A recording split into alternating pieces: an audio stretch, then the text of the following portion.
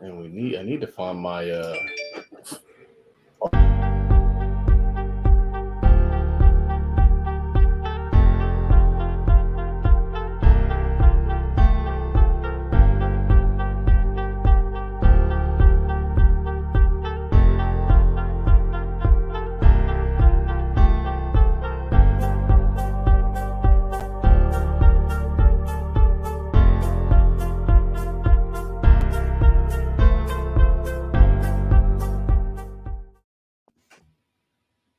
with the intro. Yo, Tweet Talk, episode 132. Man, shout out to our newest Patreon, Andrew. We definitely appreciate the support. Man, we out here building up our Patreon, building up our exclusive audience of people who invest in what we got going on, people who get episodes early, people who get shouted out on the podcast, people who can get their brand shared in the podcast as well. So it's like free marketing for your brands. If you got a brand, you might as well invest in the Sweet Talk podcast so we can shout out your brand so you can get more sales, so you can get more business. It's an investment. Everything you invest in us, we're going to give you back. So quick shout out to all of our Patreons as soon as I find out where my list is again. Andrew Bolton is our newest Patreon. Shout out to Andrew Bolton. This episode is going to be sponsored by Andrew Bolton. So make sure you guys check him out. Also, we got Marcus Barton, who supports a lot of the things that we do. Byron Mason, Chandra Richardson, she supports a lot of the things that we do. William Manley, James Bates, Keenan Hastings, County Adams, and of course, the Hart Zogs. So make sure y'all support everything the Hart Zogs are going on. Follow them at the Hartrimony. Man, if you have not taken the cleaning course, take the cleaning course. A lot of the people that are in the mastermind have started their own cleaning business and are finding success in the cleaning business. So if you're somebody who wants to get into the cleaning business, where there's an abundance of opportunity because there's an abundance of homes, we could legit start a cleaning company around here, and we should. Because you know what? These cleaning companies don't be cleaning, fam. I had to go out this morning and clean out my base, cleaning all the stuff on my window sills. I had to clean my front door because there's a lot of wind and dust around here because they're still building new homes. And so there's still like dirt fields across the way. I got to clean that.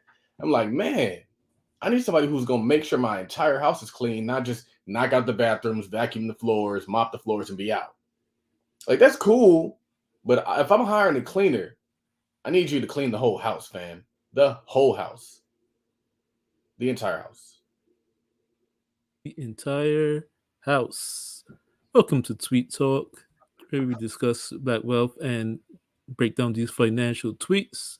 I am your host, Raphael Husbands, aka Raf Millie, along with my co-hosts, Charles Oglesby III, JD, aka Todd Billionaire.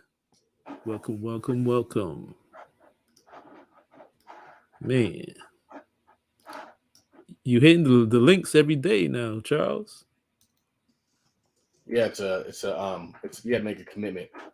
I'm trying to become a scratch golfer, and I needed a new goal. One thing about me is I have this weird personality where I don't do anything halfway. I do everything all the way. So like if I'm into something, I tend to be obsessed with that thing. Mm-hmm. I don't know why I'm that way. I just know that I am that way. And my wife knows that I'm that way. She just knows that like whatever I do it a lot. So I'm not gonna just like golf here and there. If I'm golfing, we golfing, fam. And then I made it a commitment to just get out there every day because I can improve every day. Investing in my craft. So I just got some new golf clubs. They cost about $1,200 because now golf clubs cost too much damn money. You used to be able to get a good set of golf clubs for like $600. $600 was a good set of golf clubs. So much so that the set that I bought before the set that I'm using now, I paid $400 for that set. I paid $400 for that set of clubs, and you used to be able to get a good driver for like $300. Now they're like $600. Everything in America has doubled in price, and they're on TV talking about 10% inflation. And it makes no sense, and they don't tell you the truth because they don't want to cause panic. So people are like, "Oh, they're going to announce a recession. They're going to announce a recession." They didn't even announce the last recession. They didn't call it a recession until later on. Or if they did call it a recession, it wasn't even a recession. The last recession we went through was a depression. Like you said, a recession is when your neighbor loses their job, and a depression is when you lose your job. And a lot of folks is losing their jobs. We were in a depression last time, and they called it a recession. Now we're in a quasi-recession, and they ain't calling it nothing. They call it blaming on Putin. Pretty much. And Putin didn't do this. If anything, China did it.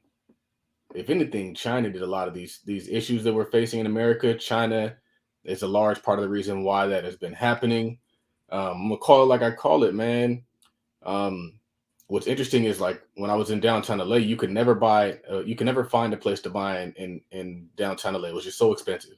But who was buying there? Asian folks, and they bring their communist money over to America. You know what communism is? It's essentially it's a distribution of wealth. So if your overall economy does well, everyone does well. Whereas in America, where you have a capitalist society, if the overall economy does well, then a few people do well. And so as China does better economically by stealing your jobs, by stealing your businesses, by doing all these different things, they can give the people more money. And so the people are wealthier, and it's not because they're out there grinding and hustling, although they do be grinding and hustling, because they come out in America and they beat us like crazy. But I still believe that there's some sort of a system whereby the government gives them a certain amount of money, especially if they move to America, where they benefit economically and financially so much so that they're doing better than people who are having to get it out of the mud. It's very easy to grind it out when your parents got bread. It's very difficult to grind it out when you're getting it out the mud. And I was thinking about this today because I'm over here like, man, what's the next step for my company? I'm thinking my company is to go from being like courses and education to actually get into the certified financial planning business model, or to get into the actually being like a financial advisor model. And so going through the certifications, doing all those different things and building in my book of business. And I was thinking it's going to be so much easier for me to build up a book of business now that I don't need the money. But when I needed that money and I was desperate and I was frustrated and I was ugly and I was driving around a car and I could barely afford to do anything, wasn't really motivated, like it was difficult to build a book of business from nothing. But when you have something, you can try more things. When you have money, you can offer a bunch of things to you. It's less pressure. You're not really concerned with, are they going to say yes? Are they going to say no? So if you're not concerned with that, you can make more offers because you're less afraid of the rejection. Like the rejection's like, all right, cool. We're still going to eat. But if like you eating is based on that rejection, you're less inclined to put yourself out there and get rejected, because now it's like, man, I can't eat. I can't eat. They're saying no. And so I have a feeling that I could build up a much larger book of business based on what I've experienced education wise, based off of what I've experienced, just experience wise, and also based off what I've accomplished. Because another thing is it's very difficult to manage wealth when you ain't got no money. When you out there broke talking to folks with big money, it's very difficult to be like, I can help you manage your money. Yeah, I'm broke and I ain't got nothing. I'm just over here trying to pay my bills, but let me help you manage $250,000. I got you. We're gonna figure this out. Right, right. And when you need every sale to happen to pay the bills, man, people could smell the desperation on you. Right. And they don't want to give their hard-earned money to somebody who's desperate, who they can kind of tell doesn't have any money. But you show up to the meeting with a Rolex and some golf clothes, confident in yourself, you're gonna be able to get whatever you want. But if you show up and you look like you're trying to do too much, like you're trying to be something that you aren't, it's gonna be difficult. So that's why I think that I could do this, and a lot of people want that. So that's kind of what I'm looking to do while we get these sales. Gumroad money. Be sure to follow us on Twitter, folks, at Tweet Talk Pod. That's Tweet Talk Pod. Follow myself, Raphael, on Twitter at Work Money Life. Follow Charles on Twitter at Rail Todd Billion, because he's the only one. So Charles, you had a tweet where you said other communities don't work together to make less money. They do it because you make more together. Man, I watch a lot of golf YouTube, Go. and there's this company that what's really cool about them is they're building, like I've been seeing, like a lot of people are building their own private like golf brands. So they're selling some joggers, somebody's selling polos, somebody's selling hats. And so I was watching these dudes a long time ago. They created like this vlog when they were going out to sign a professional golfer to their golf jogger company brand. And it was like, we're going out here to sign them to our company. And it was like maybe 3 or 4 guys. I didn't really think anything of it. And then there's another company called Good Good. And I got exposed to Good after I kind of saw these dudes called Dude Perfect. And so Dude Perfect, they did like this driver challenge where they were like going against Rory McIlroy, trying to see who had the longest drive with the new stealth driver. And it was like 4 or 5 guys all out there playing golf. And they're like, this is our company, Dude Perfect, whatever they do, they make a bunch of YouTube content. And then I saw a company called Good, and they have a bunch of YouTube content where they created this brand of like golf polos that I haven't bought yet because they had one that I really liked, but I haven't seen it on their website. But other than that, they're just like general golf polos. And I kind of like my golf polos to actually say the name of the golf course because it's more prestigious to rock a golf shirt with that says golf club. You know what I'm saying? Golf is a very prestigious sport. You get prestigious by playing the sport. And that's why I like playing golf. Like people look at golf as though you're already prestigious. So it's part fun, part status. And then the other thing is like there's like 4 or 5 guys out there and they're all talking about this is our company. This is our company. This is what we're doing. And I thought it was very interesting because I kept seeing groups of white dudes building a company. And then I was listening to the Breakfast Club podcast. Earn Your Leisure was on there and they were talking to DJ Envy and he made a point. He was like, in the Jewish community, when somebody starts a restaurant, everybody in that community supports that restaurant. Line around the block, supporting that restaurant. They said whether the food is good or bad, whether the service is good or bad, they're showing up for at least that first 3 months, knowing that if his business does well, his family's going to do well. And if his family's doing well, they're better for the community. There's more money in that community. And so I started thinking, and I was like, when you work together with other people, you can build something bigger. And if you have a piece of something bigger, you make more money by default. But a lot of us come from the individualistic mentality where we work a job and on the job, you can only get paid for your efforts. On the job, you can only grow if you grow. You can only get promoted if they promote you, not promote your team. And so we take that into business. We take that individual perspective into business and somebody presents you with an opportunity to partner. And you're like, nah, I'm gonna do it on my own. Nah, I'm gonna do it on my own. And you get this a lot when you run into like other ambitious alpha type dudes. Ambitious alpha type guys they want to run alone. They think they don't need a pack, they need to run alone. But the alpha still got a pack. The alpha wolf still has a pack of wolves behind him. He's not just like, I'm an alpha, I'm out here by myself. No, alphas need a supporting cast. And so essentially what I'm saying is that we see it all the time, and it's not just in golf brands. When they start these tech companies, it's a bunch of folks. Apple wasn't just started by Steve Jobs. He had Wozniak, who actually did more of the creation than Steve Jobs did. Steve Jobs just had the vision. He had a bunch of other people who were behind him. Facebook, a bunch of other people who were behind him. We only see the individual at the top, but there's always a group of people pushing that ahead. So if you move as an individual, you're going to play small by default because you can't do everything. You can't see everything. You can't be all things to all people. I find more success when my project involves other people. And so I just took that from the other communities that I watch. I don't just look at the Black community and say, this is what we got to do. No, I look at successful communities, figure out what they're doing, and then bring it back to my people. So this is me bringing back a successful principle to my people. It's up to you guys to set aside your conventional wisdom and your conventional knowledge and your dogma and understand that what I'm telling you is going to help us get to the next level. All of us are doing dope things, and if we collaborate, we're only going to do bigger things. The reason why I was able to do what I did in 2020 is because I had a collaboration with Chris. The reason why Chris was able to grow bigger is because he had a collaboration with me. Chris makes more money than me now, but it's off of a principle that I introduced him to. And so now that they have the Wealth Squad has grown, but the Wealth Squad is the options community. So much so that the admins from the options community serve as admins in the Wealth Squad. The biggest draw to the Wealth Squad is options trading. It's not whatever else they're talking there. It's options trading.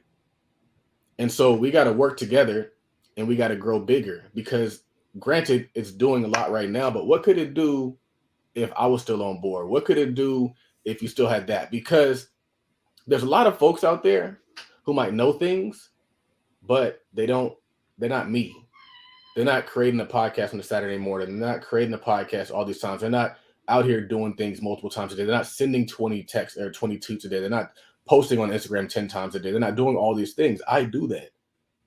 I do that. And so I bring something to the table. I might not like my friend who raps. It's like I bring a piece to the table that could take your brand off, but I'm not gonna rap. You got to bring the rap to the table. And so we got to realize Mhm. we all bring things to the table. And that was another thing that I tweeted or that I included in that tweet is when a white dude says, "Hey, I'm gonna start a golf company," one guy's like, "Great, I'm gonna handle the marketing. I'm gonna handle the social media. I'm gonna make sure that we get influencers. I'm gonna make sure we do this." And you bring it all together and you blow something up. It's kind of like a golf scramble.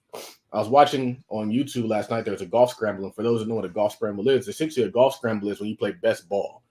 And what they do is they'll play teams. And so they'll play like I saw it was like 4 high school golfers and 4 pro golfers, and they played a scramble. So the way a scramble works is everybody hits their drive. You pick the best drive out of that drive, and that's what you play off. Everybody hits their wedge. You pick the best wedge out of that, and that's what you play off. Everybody picks their putt. Everybody putts, and you pick the best putt, the putt that goes in. That's your score for the hole. And that's what an illustration of business when you do it as a group. My drive might be over here, but my wedge might be solid. Your wedge might be terrible, but your putt game might be solid. And so you get a better score because you get to play to other people's strengths. So the best drivers like going to be the best driver we play off. I'm not playing out of the trees. We played off of the best drive. One person saved us, and now we're playing off of the best wedge. One person might be terrible at driving. There's a dude who was terrible at driving. He was hitting the trees and all this stuff, and then he was wedging it right to where it needed to be. Another dude couldn't hit either of those shots, but he was putting it on par, like just knocking it out of the park. And so a lot of times when we do business, is we're like, well, that's your shot. You in the trees, make do. Not like, oh man, like I'm on the fairway and you're great at this next shot. So you hit this next shot. And then what happens is we get a better score overall. Right. Overall. And sometimes one person might be carrying the whole thing. There's one hole where the dude, he birded it himself. He hit the best drive, he hit the best wedge, he hit the best putt. And that might happen sometimes. But a lot of times what happens in that community is just like, man, I don't need y'all. I could do this myself. Next hole, he out there over here. Next wedge, he out there off the green. So even if you're doing well, you still need people. You cannot get away from the need of needed people. And that's all I want us to understand is teamwork. If we can understand teamwork, we can't lose. Just like Kevin Hart said, it's scary what we can accomplish if we all work together. It's scary what we can accomplish if all these dope brands just built one big ass brand that we could take public. You know what big ass brands that go public do, Raphael? They change entire communities.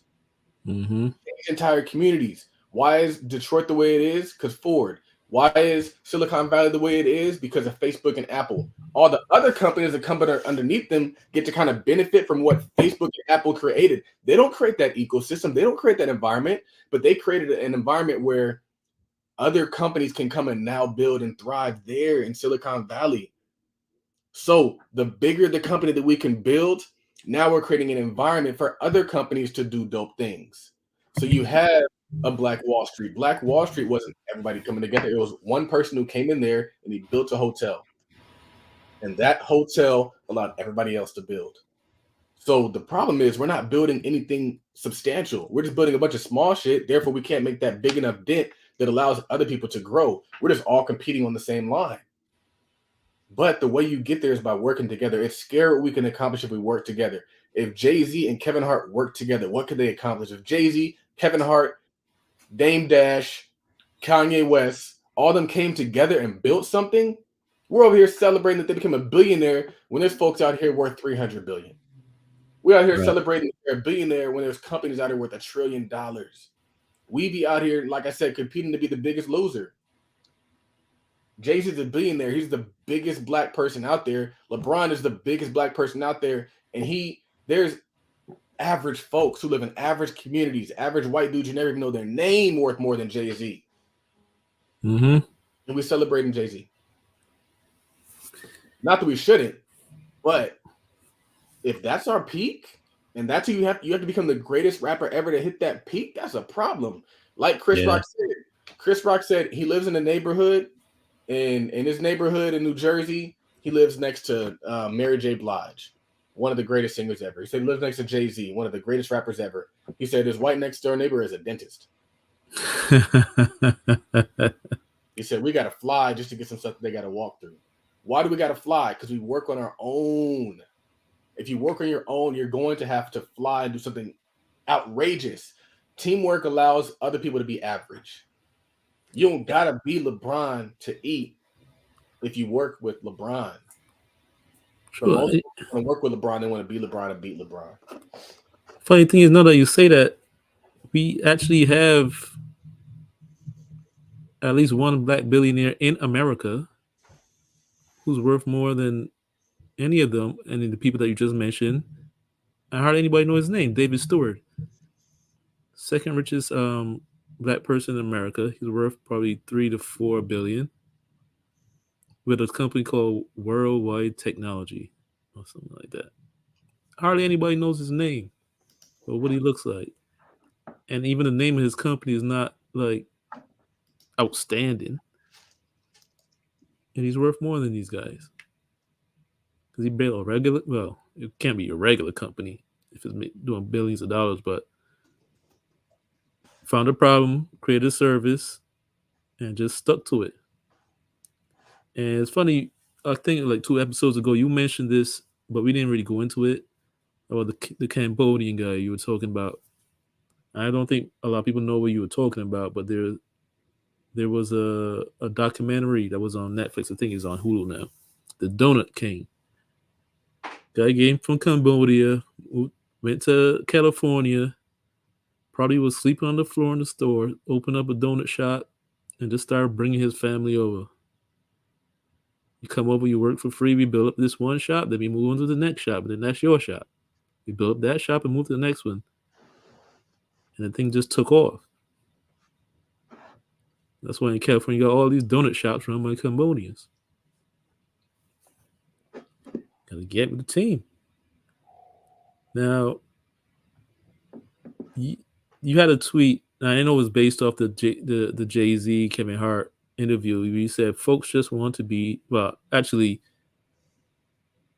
Jay Z kind of said it. Folks just want to be the Burger King version of your McDonald's. Now, you've been talking about a long time about how people we need to stop copying each other. Yeah, I like it just because he said it's like confirmation bias. It's like, bro, I've been saying this for the longest time. A lot of people get on these interviews on these big platforms and say what I've been saying for the longest time. And so I try to highlight it when I see it. Um, and that's just that. But I gave a talk in the mastermind on Saturday, and I was telling people about divergent thinking versus convergent thinking. And convergent thinking essentially states that you have all these random variables, but there can only be one answer or one solution. And we've kind of been taught to think along those lines. We've been taught to think along the lines of there can only be one solution to our problems. And so people will look at all the problems that Black people are facing and they're like, there's one solution. And if your solution doesn't align with their solution, you're wrong, you're canceled. We don't want to hear what you have to say. You're an idiot. Right. All these names. Whereas divergent thinking engages in the thought that there can be multiple solutions to the same problem. The problem with convergent thinking is we shut down potential opportunities that could make sense. The problem with convergent thinking is that we could all be right. We could all be presenting ideas that could solve the problem. And the thing is we kind of put energy behind one and dismissed all the other ones. And so I share that because a lot of times what people do is they'll look at like what's going on the internet and they'll use their convergent thinking, which was taught to us growing up. And one of the ways that we see it is in math problems. In math problems, there can only be one answer. There's one answer to your math problem. 2 plus 2 is always going to be 4. 2 times 2 is always going to be 4. And so we start thinking with this really narrow lens of problem solving when there's so many other opportunities out there. Why do I share this? I share this because when we're creating products or we're creating services, we tend to just duplicate what we've already been seeing because we think, oh, this is the only way that we can do it. And then we go out there and we try it and we don't try different things. And then we lose or we don't really make an impact. And then we just get frustrated and we quit. And then we just kick off the problem to the next generation. But if we engage in the actual thought of solving problems creatively, we could create better things, all that stuff. And so like when I'm in a situation where I see somebody and I do something and they copy it, I just move on to the next thing. I'm moving to the next thing because I know that I live in a world of abundance where I can create whatever I want, and I'm just another idea away from striking fire. When I created the whole idea of like investing as a group, and I brought that kind of like to a lot of people, and it got duplicated, and people like came to my group and then left my group, started their own group. I was like, all right, what's the next thing? The next thing became what I'm doing now. Now that everybody's copying that, I'm like, okay, well, what's the next thing? I don't know what the next thing is just yet, but I think it's going to be something along the lines of software or something that's massively massive. I like software. I like things like that, like taking an actual problem, finding a way to solve it with a piece of software, with an app or something like that that can be scaled infinitely because the software is just another digital product, and that's why these companies are worth so much money. So I say all that to say that I just liked it because he said what I've been saying for so long, and they're obviously seeing it at that level too. I mean, we see it with rappers. Every rapper got an alcohol label. Every rapper has like an alcohol brand. Every rapper has a clothing brand. It's the same stuff over and over again. And there's a few reasons why that's not an intelligent way to engage in business. And one of them is you cannibalize each other's business. So looking at the Jews who know that if your business is successful, you're better off. We don't take that approach. What we do is if you are successful, you're taking all the success. Therefore, I can't get any success. So I got to chop you down or I got to engage in the same business and cut my prices so I can take your clients. And we're actually doing the opposite. We're killing off our businesses instead of growing our businesses. We're seeing somebody who's doing well and we're killing them off as opposed to cheering them on, knowing that their success is going to create opportunities for other people. And this is why I'm so adamantly against the whole strategy of Tony the Closer. Somebody posted something and she was talking about how like there's this white dude who was on like Seventh Heaven and apparently he was a pedophile. And I guess her response was like, it's interesting that they didn't get on the internet and publicly slander him and publicly tear him down. They did with him what they had to do with him and they put him aside. I said, but our community is different. We'll make a spectacle of you, not realizing that when you bring down one black person, you bring down the value of all black people. And when you bring down the value of all black people, your community becomes to look down on. Look, we dismiss our community, and then we all end up losing. So an intelligent way of doing things is to handle private matters privately, so you can still maintain the integrity of your community.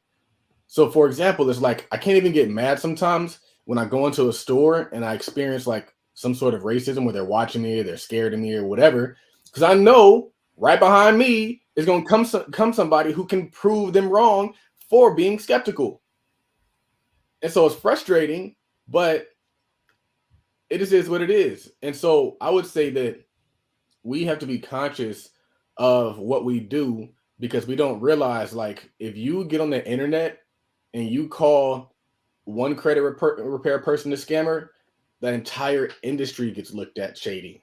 Now anybody who's doing credit repair gets looked at as shady. Whereas and that post went like viral. Everybody had something to say. Everybody posted it. Everybody shared it instead of just saying like, "Bruh, she did it wrong. We don't agree with that." But we're not going to put her on Front Street and continue to post it to make a point to talk about all these different things. If it doesn't serve our community, if anything, it just degrades us even more. Now everybody's going to look at everybody in business as shady, and so we have to be conscious of the image of our people, and we have to do our best to improve the image of our people, to highlight the good things that we're doing, and the negative things we minimize them, we handle them, but we don't make the bad things the image of our community. Yeah, that's true. And I'm back to the creativity tip and copying each other. It's interesting you were talking about building a golf brand earlier, and it made me think immediately of these two black guys. I believe they were college roommates, and they created this brand called Eastside Golf. But they didn't just create a brand where they just got some polos and some pants. They decided we wanted to feel comfortable on the golf course and be ourselves. And their logo is a picture of a black man swinging a golf club, wearing regular sneakers, and a gold chain swinging. and they didn't just do the regular thing. They didn't just copy every other golf brand. To the point to where they actually did a collaboration with Jordan sneakers, I believe. Where they basically took a Jordan sneaker and stuck some golf cleats on it so you could wear them on the golf course. I thought that was interesting. And Yeah, like I mean, I don't like Jordans, but I still thought that was dope. And they not only selling polos and pants and cleats, they selling um, golf umbrellas and, surprisingly enough, artwork.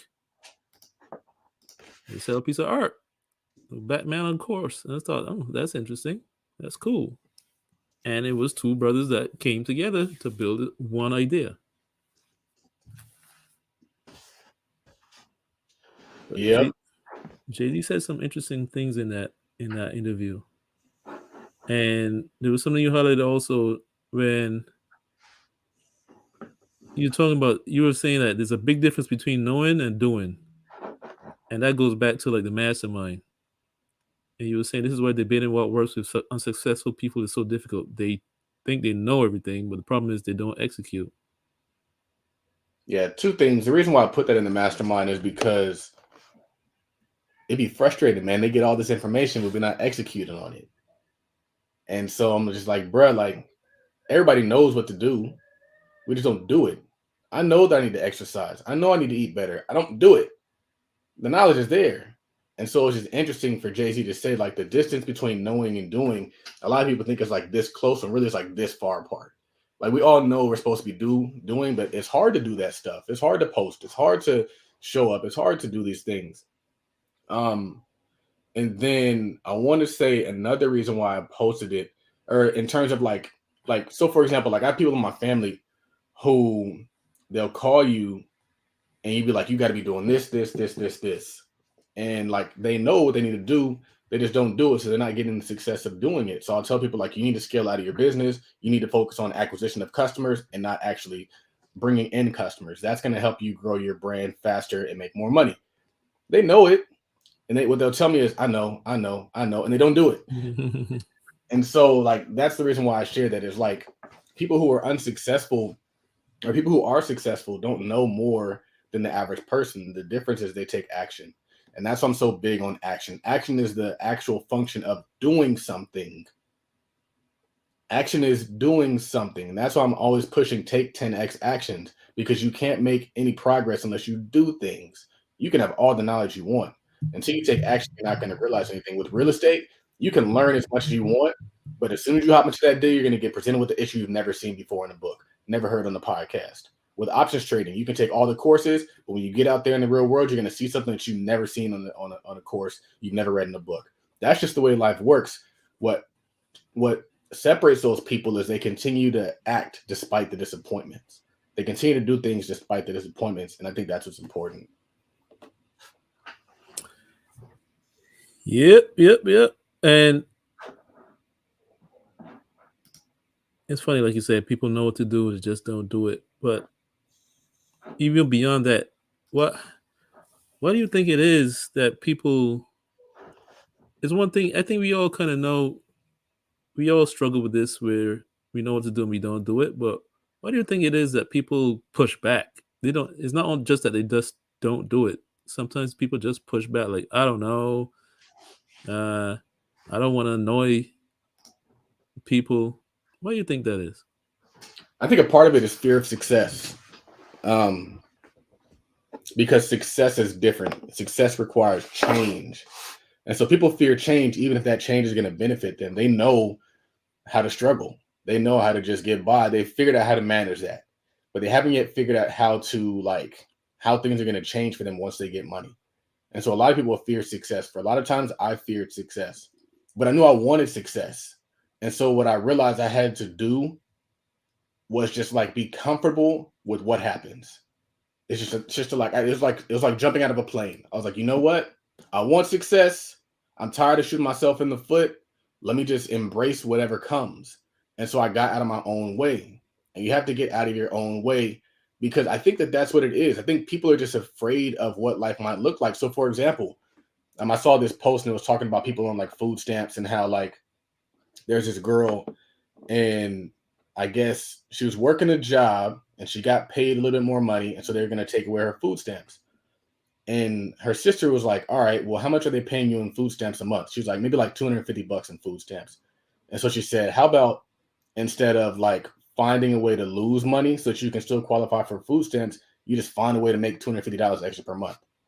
And she said that like what's interesting is that system incentivizes you to stay small. That system incentivizes you to not make enough money because you don't want to lose your housing or you don't want to lose your free food. But what you have to do is you have to just embrace it and grow. And so that's why I tell a lot of people like one of the best things my mom did for me was not let me get on food stamps. I was in college and I wasn't working a lot. I was barely getting by, man. I'm talking like you're working a part-time job in school, and when you're middle class and you go to college, you don't get any money. If you're poor and you come from like lower circumstances and you go to college, what happens is they give you the money to pay for college and they give you the money that's over and above your college so you can have money to live off of. So when I was in college, I would see people get that refund check and it'd be like $3,000 to $5,000. They'd be out shopping, buying Jordans, buying TVs. Meanwhile, my check only paid for school. So the only actual and they also had jobs. So the only actual like money that I had from college was when I was working my part-time job. I didn't get a refund check. So they got a refund check and they still work jobs. And so I was like, man, like I'm tired of struggling. I want to get some money. This is crazy. And I was like, you know what? If I just got some food stamps, then I can always have food. I'd always be good. My mom was like, no, I don't get no food stamps, even though I probably could have qualified for them. And from then on, I've always kind of just despised the concept of the handout because I know that handouts keep you small. If I would have gone that route, I would have just continued to find ways to not be good enough, to not make enough money, to not do whatever. But because I had to take the opposite approach, I had to work multiple jobs. When I got hit with a wall and the job was paying me just enough to survive, I was like, I got to make some more money. And so I took another job, took another job. And if you guys have read the book, it's around there somewhere. It's like the Black Man's Guide to Making Money in America. One of the things he tells you to work three jobs. One job is going to pay your Mm. bills. One job is going to pay your bills. One job is going to allow you to have like a lifestyle. And the other job is going to allow you to actually start saving and investing. And so you stack your jobs so you can stack your income. Whereas if you just work a job, we've looked at it. The mathematics behind your wages is survival. They figure out what's the lowest amount they can pay you, and that's what they pay you. So they're going to say, how much is rent? The person who owns your business or owns the job that you work for, he's friends with the landlords. He knows how much is rent, how much is food, how much is a car. Okay, we're going to pay you $40,000 a year. You'll be good. Okay, we're going to pay you $60,000 a year because you've been working hard. You'll be good. Now you make a little bit more money, you can take some trips. And so I realized, like, bro, like these jobs are not going to let me get to that point until I get to be like 50. Because most folks in America don't really make $100,000 a year until they turn 50. But what happens when you turn 50? Now you're saving for retirement aggressively. So even still, they still don't really get to max out. And so that's what I would say is that like those are the things that I was thinking of. Yeah. Now, for this episode's segment of Black Billionaire Banter, I'd like to bring up some news that came out last month where it said that the NFL um, announced that they were partnering with contract with Black American Institute, an economic inclusion initiative led by artist and entrepreneur O'Shea Jackson, also known as Ice Cube. Yay, yay. It's like it's pretty interesting. Says that the NFL has been working to increase economic equity and partnerships with Black owned businesses. The partnership with Ice Cube CWBA will focus on identifying league wide opportunities in the financial, tech, and production sectors, with a concentration on increasing direct and indirect spending to national Black businesses to help close America's racial and economic wealth gap.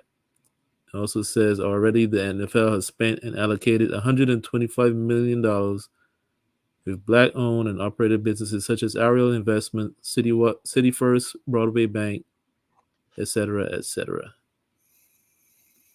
Thought that was interesting. I don't care.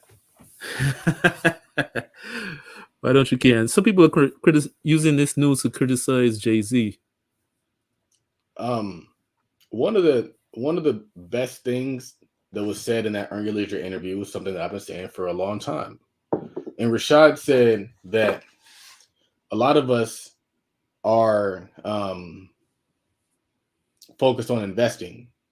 Well, we need to be focused on building a business. And I've been saying that for so long. Why is it important to build a business? Why? Why is it important to build a business? Because a business will pay you more in 1 year than a job will pay you your entire life. And I know that because in 1 year I made more money than I would have made in my entire life. If I'd have worked 30 years making $100,000, I made that in a year. And so Earn Your Leisure does numbers like that. Earn Your Leisure, I want to say they said like they have 11,000 people coming to Invest Fest. 11,000 people coming to Invest Fest at an average price of $500 a ticket. It's $5.5 million. $5.5 million. And that's just one event. And that doesn't include any of the money they make from their podcast through course sales and things like that. Any of the money that they make off of the vendors that are going to be there. Because they said they have like 250 vendors. And to be a vendor, it costs you $1,500. That's $375,000 just off of that.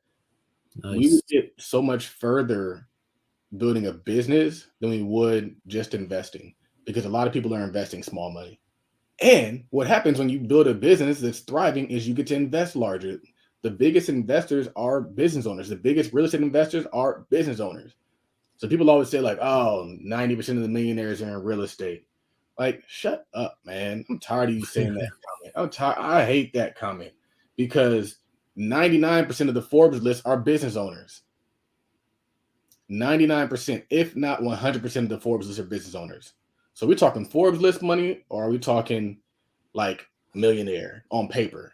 Because a lot of those 90% of millionaires are millionaires on paper, meaning that these people out there who bought a home in Anaheim Hills for $100,000 and now it's worth 1.2, they're a millionaire. And those are the people that we're counting, but that's not a real millionaire. A millionaire is somebody who can build a business. And so essentially what I'm saying is that we don't need no handouts. That's just another form of EBT, man. Like anything, I don't want nothing that comes to me for free. Like what's her name said? She said your paycheck is food stamps. We're gonna just start calling stuff food stamps. Anything that another country gives to another company gives to us is food stamps, and we can't grow off of food stamps. And that's another reason why I don't care too much for it. I don't want NFL money. I want us to make our own money. I want us to have our own league. I want us to own our own teams. That's what I want, because quite honestly, $150 million from the NFL is pennies. Pennies. And they wouldn't give it to you if it wasn't pennies. And so sometimes that little that nugget, and also $150 million for people who, like, I don't know how many black people there are in America, but I'm pretty sure it's a lot. How many black people in America? What, 300 million? 300 million people. Wait, I could be wrong. Look it up. No, I think that's definitely off. 41 million. But yeah, that's what I saw. 41 million. So 150 million. And we're like 15%. 41 million is $3. So the NFL basically gave black folks $3 a piece. And we're going to celebrate that because we're looking at the big number. $3 a piece. I don't want the food stamps for a few reasons. I don't want folks to get complacent. That was one of the reasons why I liked Trump being in office, is because folks knew nothing was coming. Folks knew nothing was coming, and so what they have to do, they had to get it on their own, and we're all more than capable of getting it on our own. And so what we did is we sat around waiting for Biden to get elected so we can get some stuff. Ain't got no stuff. And now we just wasted 2 years waiting on Joe Biden. Like, you don't think that's crazy? That's crazy to me. It's not going to be me. It can be y'all. It's not going to be me. I'm not celebrating the $3. And if we put it into perspective, it's $3, and folks are going to celebrate $3 because they don't have to do anything for it. A lot of folks don't want to do anything. They just want that something for nothing. They want the free lunch. They want the easy handout. They want the EBT. I'm not satisfied with the EBT. I don't want my community to be an EBT ass community. Ooh, Ooh, we should not be an EBT ads community. I like that. Now, to segue, Oh, shout out to Black Business Click. Black Business Brunch is this upcoming weekend. We're gonna be out there. We're getting on the flight Saturday morning. So it's gonna be exciting. Me and my mom are coming. I think as a sponsor, which I am sponsoring, I think as a sponsor, I get a chance to speak. So I'm gonna probably bring my mom up on stage too, so she can pitch her business too. And it's gonna be lit. that's what happens when you have a business. Oh, but I was going to say, what you were saying about how business versus investing, business versus a job, and you mentioned also that by the time people are making 100,000 on the job, they're pushing 50, or they're at 50, or they're in the 50s already, and it's crazy because then when you get that edge, you say you got to be investing aggressively. And the thing about the if you have a strong business, even if you're even if you're older, let's pretend that you'll be messed up with your money your whole life for 50 years and you got nothing for retirement, no investments. You're 50 years old, you got a business and you grow it and it's paying you crazy money. You don't necessarily even need traditional quote unquote investments. Because what are you investing for anyway? To pay you an income when you're older. The business can do that. Mm-hmm.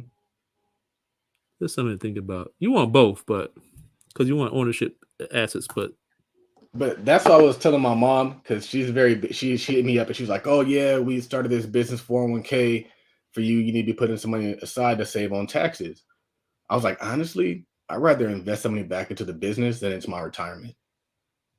Like I would rather forego that, intelligently invest in the business, grow the business larger than put money aside for retirement. Why? I was playing golf with this guy, and he told me. I asked him what he did for a living. He was retired, of course. I play with golf with a lot of retired folks, and he was retired. And he said, like, oh, he started out as an engineer, and then what he did is he built up a sales, like an electronic sales company, basically. And he said, yeah, business. He said, what did he say? He told me, he's like, yeah, and it was good. He was like, but it's always good in business, you know that. And I was like, yeah, I know that. And so what he did when he was done is he sold the business. So once you start learning that concept, where I've been reading a lot of books on, I think I read a book called The Private Equity Playbook. Right now, I'm reading a book by Harvard Business Review called The Guide to Buying Small Businesses. And then also, I listened to that podcast by Max Maxwell where he talks about the exit strategy, where you can sell your business for a multiple of the EBITDA. And so, what you do when you're getting ready to sell your business is you increase the value of your EBITDA and you improve your systems so that you can just hand it off to somebody. And then what you're going to do is you're going to sell it for a multiple of the EBITDA.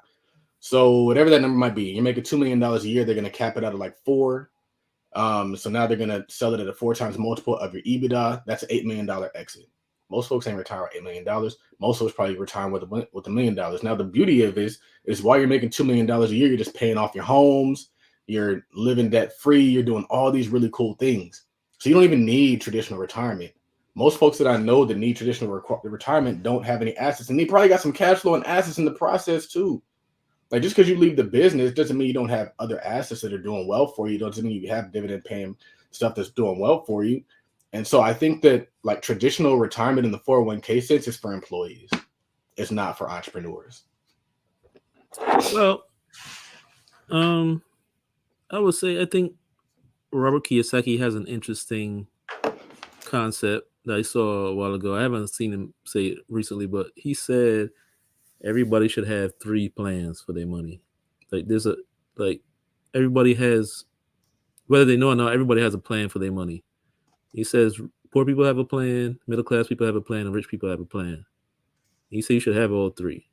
I don't know about the poor people thing, but he was saying the middle class plan is putting money in investments like mutual funds, 401k, stuff like that. He said he does that too. He's like he knows to put a lot in there percentage wise, but put something in there. But then he has he puts most of his money into the rich people plan, buying assets that pay him cash flow. So it's something to think about. So, but um, what was I going to say? So I thought what was very interesting, listen to you, is I was watching a video yesterday from Myron Golden where he's talking about live rich now. If you want to be rich, like live rich now. Don't wait for 30 years. Put save your money. He said you're gonna lose if you save your money in the bank, and you don't want to get rich slow. So what he was saying was the way he was saying to live rich now. He said there's a cash flow version, and then there's a virtual version. He was saying the virtual version is you look at if you take $1 million, people trying to accumulate $1 million for what? So that they can live off like the interest. Like if you get $1 million and let's say you get income off at 6%, he said, what does that mean? That's like 60,000 a year, which is what 5,000 a month. So he said instead of going at it that way, trying to save up $1 million, why not just get passive income of 5,000 a month? He says the same equivalent. That's the business. This guy, should you wear a suit? But part two of that of Black Billionaire Banter is Melody Hobson from Ariel Investments joined a group that's trying to buy the Denver Broncos. I'm not sure if it's official yet. Did buy it. I'm not sure if it is official though. Yeah, so that was interesting. Big news. We'll keep an eye on that one. Now, we're going to do one last tweet before we wrap it up. You get a good one. I wanted to ask you what did you mean when you said Larry June is the new Jay-Z? Oh, I was just talking. Sometimes I tweet things to stir the pot. I don't really think Larry June is the new Jay-Z, but interestingly enough, I got more agreement than I got disagreement. I was surprised by that. But yeah, I don't really think Larry June is the new Jay-Z, but I do. It's cool that Larry June is getting a lot of notice and people are liking his stuff. I'm just hoping he doesn't do what Wiz Khalifa did, man. What do you mean? Wiz Khalifa? I haven't seen him in a couple of years, like putting out music, but when Wiz Khalifa was independent, his music was great. It was raw. The lyrics were relatable. It was just about like grinding and working and doing all that stuff. And then when he got signed and it became commercial, this was never really good anymore. And I kind of stopped being a fan. Like we used to look forward to Wiz Khalifa dropping albums, Cushion Orange Juice, all that stuff. And then when he went commercial, it kind of went downhill. With Currency, he's been independent. I want to say he got signed at one point in time and then he went back independent. His independent stuff is better. And another reason why it's better to be independent is you get more content from them. So like when they start getting signed, you might get an album every 2 years because that label has other artists they have to look out for that they want to clear the way for. And so as me being somebody who enjoys getting a new album every other month, once every 3 months or every month, sometimes these rappers are dropping albums. They're dropping through the pandemic. Like there's a lot of artists held on to artists because or held onto their projects because they didn't want to release it during the pandemic. Meanwhile, Currency probably dropped like 2-3 albums during the pandemic, and Larry June did the same thing, and that's why they've grown.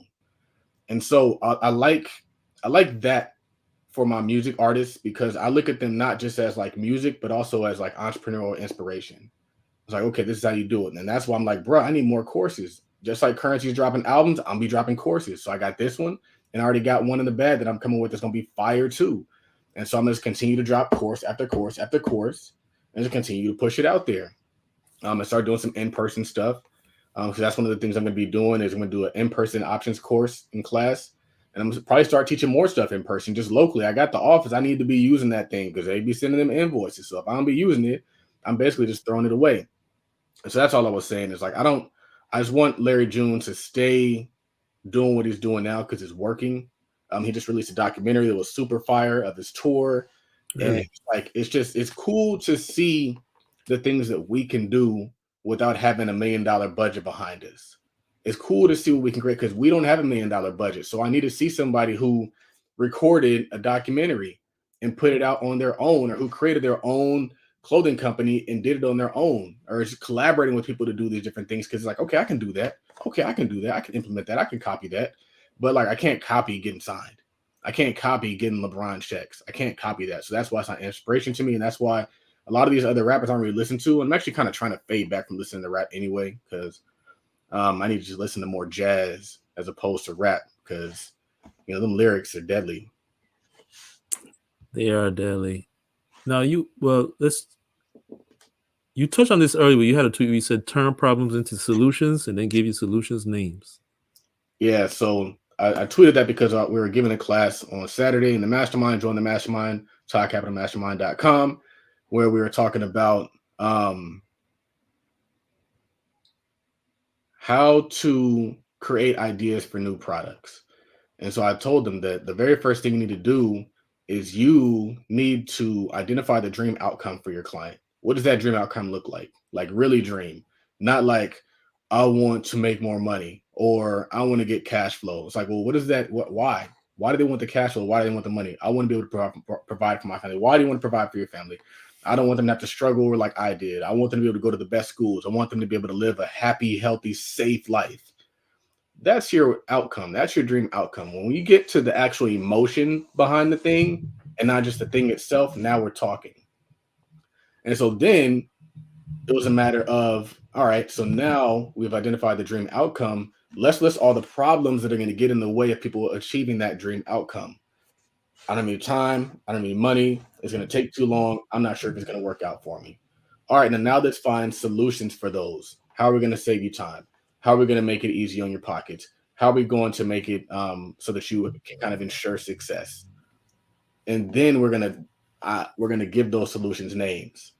And so it was really like a product ideation idea, but also it goes back to all these situations that we have in the African American community where we have these problems, we're not giving them solutions, and then we can start giving our solutions names. So that's what they do in the law. They'll create a law and then they'll name the law. This is the Dream Act. This is the Patriot Act. And so, like, that's what we need to start doing is let's not just solve the problem or come up with these ideas. Let's also give it a name. Like, this is going to solve your problem, but this is what we're calling it. And that's what the product is called. Got you. Well, be sure, folks, if you want to get more like this, but more in depth, more exclusive, and be able to network with other people trying to do the same thing, be sure to join our Patreon, join our millionaire family at moneyteamtc.com. Come rock with us behind the scenes, get the stuff that everybody else doesn't get. Be sure to follow us on Twitter at Tweet Talk Pod. That's Tweet Talk POD. Follow myself, Raphael, on Twitter at Work Money Life. Follow my guy Charles on Twitter at Real Todd Billion. Follow us on Instagram at Tweet Talk Podcast. Follow Charles on Instagram at Todd Billion. And follow the parent company at Todd.Capital. Follow us on TikTok at Tweet Talk Pod and at Todd.Capital. I'll leave you guys with one last tweet before we move out. You might touch on this again because this is a good one. Charles had a tweet where you said, as long as your business earns more per day than you spend per day, you're good. Episode 132 of Tweet Talk, the Black Love Podcast. I am your host, Raphael Husbands, along with my co-host, Charles Oglesby III, JD. We are out of here. Peace.